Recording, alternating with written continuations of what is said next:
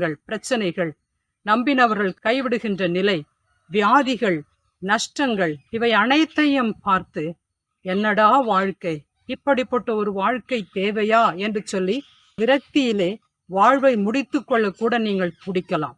இன்றைக்கு உங்களுக்கு உயிர் கொடுக்கக்கூடியது பரிசுத்த ஆவியானவர், இறை வார்த்தை. அதைத்தான் நாம் வேதத்திலே வாசிக்கின்றோம். பச்சிலையோ மருந்தோ உங்களுக்கு குணமளிக்காது, மாறாக ஆண்டவரின் வார்த்தையே. இந்த ஜெபத்தை கேட்டுக்கொண்டிருக்கிற இந்த வேளையிலே ஆண்டவரின் வார்த்தை உங்களுக்கு உயிர் கொடுக்கக்கூடியதாய், சுகம் கொடுக்கக்கூடியதாய், விடுதலை கொடுக்கக்கூடியதாய் இருக்கின்றது.